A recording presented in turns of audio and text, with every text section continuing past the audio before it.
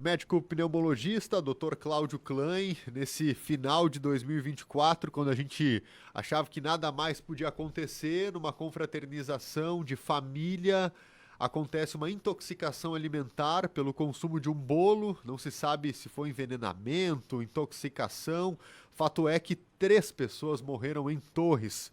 Como é que funciona isso? Tudo bem, Dr. Cláudio? Bom dia. Bom dia, Nicolas. Bom dia, Renato. Bom dia, doutor Bom Cláudio. dia quem nos acompanha aí nessa manhã pós-Natal.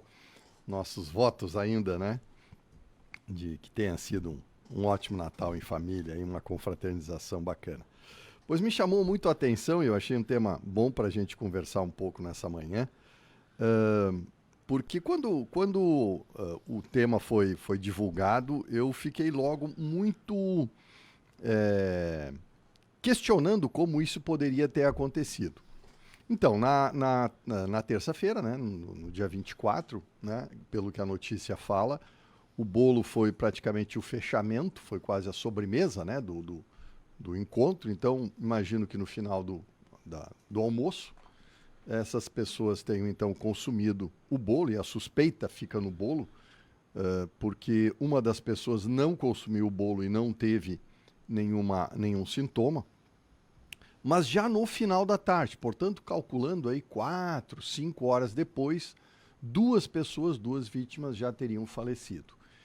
E a terceira vítima acabou falecendo na madrugada, portanto, calculando 12, talvez 14 horas depois da ingestão do bolo.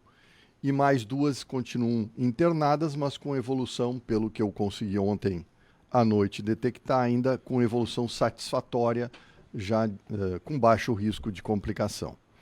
Bom, a intoxicação alimentar, eu estava olhando aqui uma curiosidade, a Organização Mundial de Saúde relata ou descreve como uma estatística, 600 mil pessoas morrem a cada ano por intoxicação alimentar.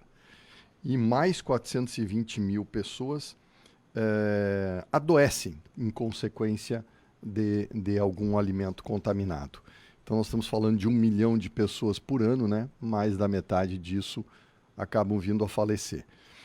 Normalmente a intoxicação alimentar, por descrição, é quando a gente ingere algum produto, normalmente a gente fala em alimento, mas pode ser água também, ou sucos, ou qualquer coisa que se ingere, e que ela está contaminada ou por uma bactéria ou um vírus, ou por uma toxina gerada por essa bactéria ou vírus. Quando a gente for contaminado por um vírus ou bactéria, normalmente nós vamos ter um pouco mais de tempo até desenvolver a doença. Normalmente é aquilo que a gente chama de gastroenterite, né? Dá uma diarreia, junto com a diarreia cólicas, dor abdominal e vômitos, né? Então, os dois sintomas. Quando ela já é causada pela toxina, ela já está pré-formada. Então, a irritação e os sintomas ocorrem, às vezes, meia hora, 1 hora depois da ingestão do alimento.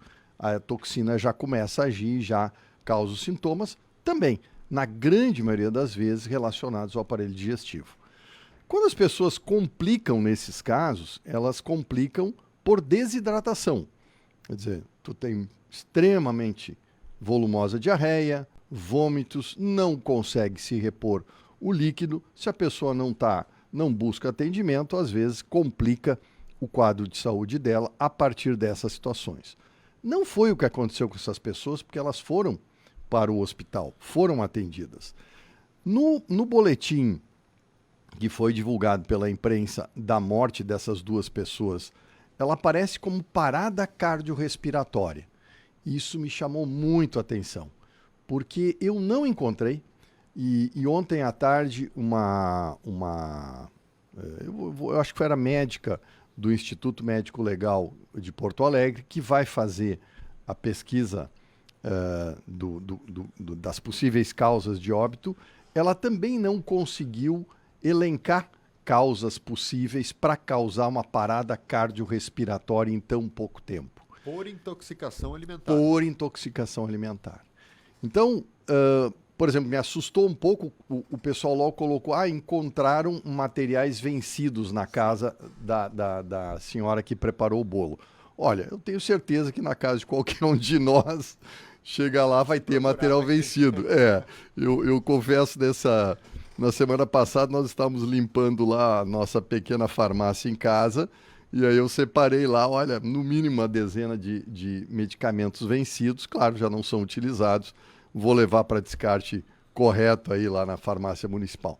Mas para lembrar que isso realmente acontece e isso poder causar um fenômeno como esse, vamos ver a apresentação do caso, o que pode ser, mas a gente não tem relato e eu duvido muito que tenha relação com qualquer material vencido. O consumo do alimento vencido, só para fazer esse parênteses, tem esse perigo todo? Então, o que realmente é perigoso na sua degradação rápida é tudo que tenha proteína, ou seja, tudo que é vivo, né? Vamos lembrar a maionese, que é uma das vilãs nessa época do ano.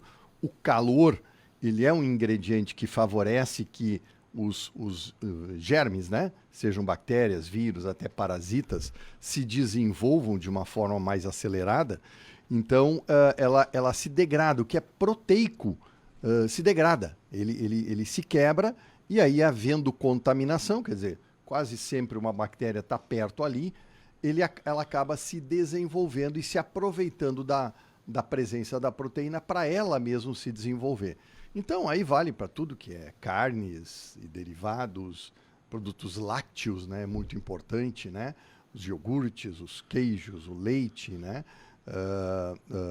Também vegetais, também são deterioráveis. Agora, quando a gente fala em elementos químicos, principalmente, como um bicarbonato, que é usado lá no bolo, bicarbonato de sódio, né? Açúcar, farinha. sal. A farinha é produto proteico, ela degrada, mais rapidamente, né? Tudo pode ter degradação ao longo do tempo, mas o que é proteico realmente tem o que é origem viva, vamos pensar assim, né? De elementos vivos. Esses têm mais risco de degradação e aí sim se contaminarem. Mas, de novo, muito, muito improvável que venham a causar. Eu só para citar um que acho que as pessoas lembram bastante, era mais comum antigamente, hoje está muito raro, o botulismo. Lembram dessa palavra, né? O Clostridium botulinum, que é uma bactéria que pode contaminar alimentos normalmente proteicos, né? Como eu dizia. Antigamente era associada a enlatados, principalmente derivados de peixe, né? Que tinham menos conservantes. Hoje é muito raro, porque os conservantes eliminam essa bactéria. Mas essa é uma toxina produzida por essa bactéria, e essa toxina pode levar à morte, normalmente, em questão de 3 a 5 dias. Então, também é difícil, e ela causa morte, normalmente, por paralisia respiratória. Então, a pessoa que tem assistência hospitalar e está... enfim, numa UTI, né, com suporte ventilatório, é a forma de tratamento e normalmente se leva à recuperação.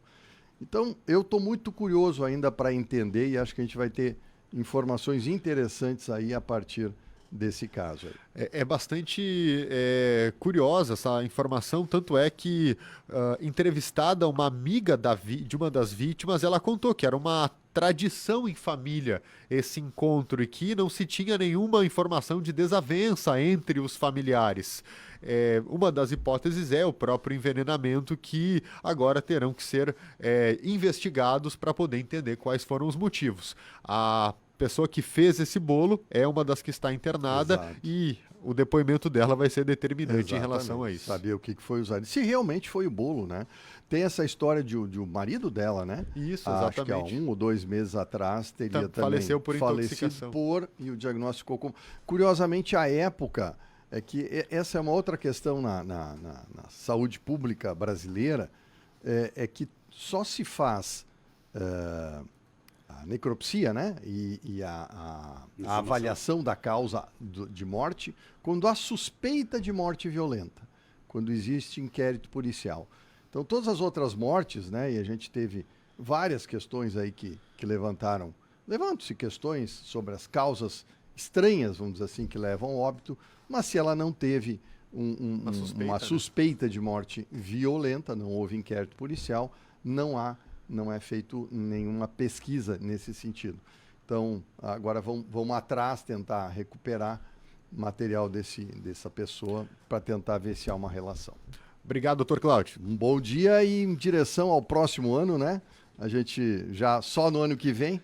Então, um feliz ano novo aí para todo mundo, para toda a equipe, para todos os nossos ouvintes. Muito obrigado pela parceria de todos esses anos, doutor Cláudio.